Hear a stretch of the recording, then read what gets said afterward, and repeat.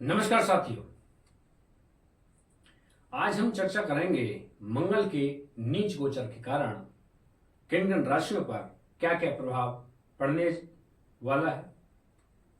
हमने पिछली वीडियो में उन 4 राशियों का वर्णन किया जिसके ऊपर मंगल की नीचता का इतना बुरा प्रभाव नहीं पड़ रहा है, बल्कि वह कहीं ना कहीं अच्छा ही परिणाम देखने को मिल रहा है। लेकिन बाकी की जो 8 राशियां हैं उन पर मंगल बहुत बुरी स्थिति में है।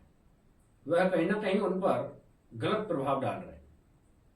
किसी में मंगल दोष बन रहा है, किसी में मंगल का नीच होने के कारण उनकी पूरी जो स्थिति है उसको दुर्बल कर रहे हैं।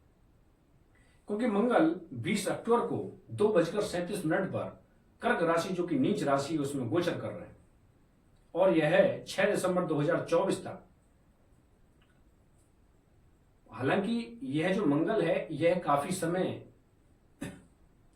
मनुष्य को प्रभावित करने वाले हैं, लेकिन 6 दिसंबर 2024 को ये वक्री हो जाएंगे कर्क राशि में। फिर ये मिथुन राशि में आएंगे, मिथुन में वक्री होकर के मार्गी होंगे। अब हम बात करेंगे मेष राशि पर। मेष राशि में जो ये मंगल है वह चतुर्थ भाव में गोचर कर रहे हैं और नीच के होकर के चतुर्थ भाव में बैठे हुए। कोई नीच भंग राजयोग नहीं बन रहा है, बल्कि मांगलिक दोष बन रहा है और मांगलिक दोष की कोई भंगता इसमें देखने को नहीं मिल रही है। इसलिए मेष राशि के जातकों के लिए यह जो समय है, कोई नया भूमि वाहन खरीदने की जरूरत नहीं है। खरीदेंगे तो आप फंसेंगे। परिवार में कलह का सामना देखने को मिल सकता है। कहीं ना कहीं आपकी जो बुद्धि है वो भ्रमित होगी, साहस में कमी आएगी और माता के स्वास्थ्य में कहीं ना कहीं गिरावट देखने को मिलेगी। माता परेशान देखने को मिलेगी। वहीं मानसिक स्थिति भी अच्छी नहीं है। राहु द्वादश भाव में गोचर करने के कारण कहीं ना कहीं आपको जेल यात्राएं भी करनी पड़ सकती हैं। किसी ऐसे रोग में फंस सकते हैं आप जिससे कहीं ना कहीं आपको अस्पताल के चक्कर काटने पड़े। इसलिए आपको बहुत सावधानी की जरूरत है। हालांकि चंद्र और गुरु द्वितीय भाव में गोचर करने के कारण कहीं ना कहीं आपकी जो संचित धन है उसको संभालेंगे और संचित धन में कोई सहम नहीं लगने वाली है। आपका जो है धन है वह एक प्रकार से अच्छी स्थिति में रहेगा, लेकिन पत्नी के साथ में अच्छी स्थिति नहीं है। व्यापार में घाटा देखने को मिल सकता है क्योंकि सूर्य नीच के होकर के बुध के साथ में सप्तम भाव में विराजमान है जो कि व्यापार का है, पत्नी का है। तो पत्नी से कलह की स्थिति बनेगी, तलाक भी हो सकता है यदि स्थिति उस प्रकार की बनी हुई है। और शुक्र भी अष्टम भाव में शत्रु राशि में है। तो इसलिए मेष राशि के जातकों के लिए इस समय बहुत ही ज्यादा कष्ट देने वाला है। शनि एकादश भाव में गोचर कर रहा है। कहीं ना कहीं आय में भी यह दंड मानने वाला है। आय के भी लाले पड़ सकते हैं। इसलिए मेष राशि के जातकों के लिए सावधान रहने की जरूरत है और उपाय यही है कि आप नित्य ही श्री हनुमान जी के शरण में जाएं और नित्य दीपक जलाएं और हनुमान चालीसा का पाठ करें। हो सके तो सुंदरकांड का ही पाठ करवाएं, जिससे कहीं ना कहीं आपको लाभ मिलेगा। ओम क्राम क्रीम क्रौम सह भुवाय नमः का आप जाप कर सकते हैं 108 बार, जिससे आपको कहीं ना कहीं लाभ देखने को मिलेगा। अब हम बात कर रहे हैं मिथुन राशि। मिथुन राशि में जो मंगल है वह द्वितीय भाव में गोचर कर रहा है, धन संपत्ति के भाव में गोचर कर रहा है नीच का। तो कहीं ना कहीं आपका जो संचित धन है उसमें सेंध लग सकती है। वह आपका जो धन जोड़ा हुआ है वह खर्च होगा। कहीं ना कहीं आपका जो बैंक बैलेंस है उसमें कटौती देखने को मिलेगी। आपका जो कार्यस्थल है जहां पर आप रोजगार कर रहे हैं वहां पर आपको कहीं ना कहीं मानसिक असंतुलन देखने को मिलेगा। वहां पर एक प्रकार का द्रोह या फिर एक प्रकार का षड्यंत्र आपके साथ होगा, जिससे आपको कहीं ना कहीं रोजगार में संकट देखने को मिलेंगे। पुत्रों के लिए भी समस्या है। पुत्र भी रोग के चपेट में आ सकते हैं। आपकी यदि कोई शिक्षा है, आप किसी उच्च शिक्षा में दाखिला लेने की सोच रहे हैं या उस शिक्षा में कार्यरत हैं, तो उसमें भी आपको असफलता देखने को मिल सकती है, उसमें भी संकट के बादल हैं। भाग्य में दुर्बलता है क्योंकि शनि भाग्य भाव में है, हालांकि अपनी स्वराशि में है, लेकिन कहीं ना कहीं यह भाग्य को चोट मार रहे हैं। लेकिन आपके जो खर्चे हैं उनमें कहीं ना कहीं सफलता देखने को मिलेगी। ये खर्चे जहां भी होंगे वह अच्छी स्थिति में होंगे। मानसिक जो स्थिति है वह आप संभाल लेंगे, ऐसा ग्रह इस मिथुन राशि के जातकों के लिए बन रहे हैं। और परिवार से, व्यापार जिस प्रकार से है वह इस प्रकार बना रहेगा, कोई प्रॉफिट या कोई लॉस देखने को नहीं मिल रहा। इसलिए मिथुन राशि के जातकों के लिए जो मंगल है वह कहीं ना कहीं कष्टकारी है।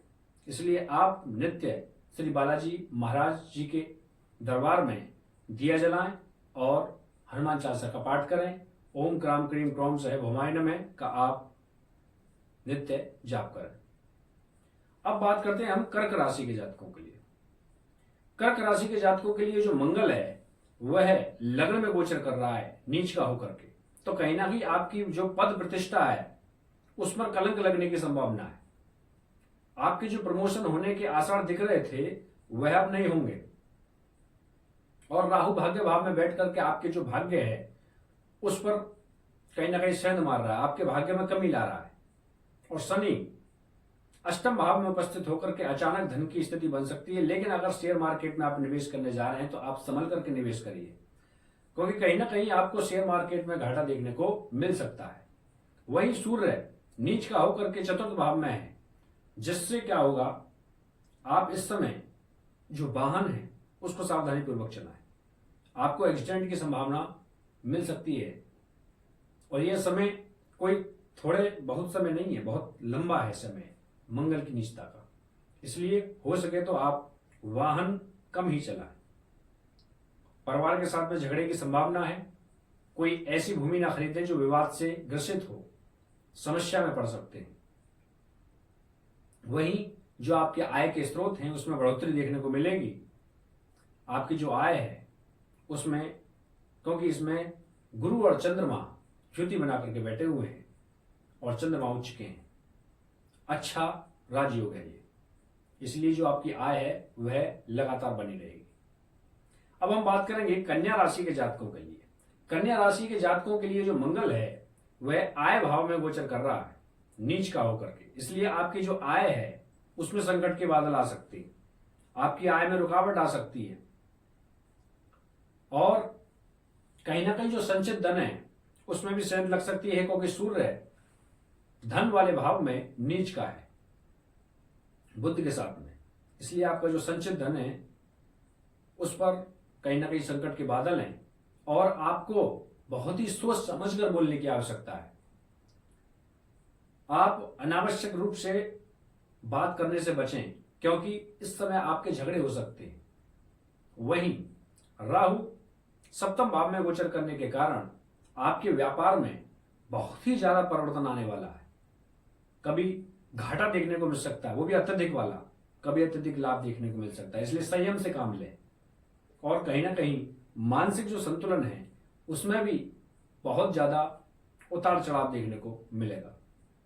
कर्जे हो सकते हैं, शत्रु बनेंगे, लेकिन कर्जे इस प्रकार से होंगे कि आप उनको संभाल सकते हैं। शत्रुओं को भी थोड़े बहुत शरीर में रोग लग सकता है, जिसको भी आप संभाल लेंगे।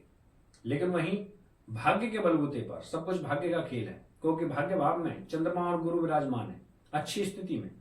इसलिए भाग्य के बलबूते पर जो मंगल नीच का हो रहा है यह कहीं ना कहीं आपको इतना नुकसान नहीं पहुंचाएगा। छोटे भाइयों से कलह हो सकती है, खासतौर से बहनों के साथ खलल हो सकती है, बहनें साथ नहीं देंगी, षड्यंत्र भी रच सकती हैं। इसलिए बहनों से सामंजस्य बनाने की कोशिश करें। तो यह था 4 राशियों का हाल, क्योंकि मंगल की नीचता ने सब कुछ उथल पुथल मचा दिया है। आप देखेंगे कि व्यापक स्तर पर पूरे संसार में यह मंगल की नीचता अपना प्रभाव छोड़ेगी। युद्ध भी हो सकते हैं। हाल फिलहाल में देख रहे थे कि समझौते युद्ध विराम हो सकता है, लेकिन ऐसी स्थिति कोई नहीं दिखाई दे रही है, बल्कि युद्ध में ये मंगल नीच होने के कारण मंगल की नीचता ऐसे समय पर आई है जिस समय यह नहीं होना चाहिए था। इसलिए अब है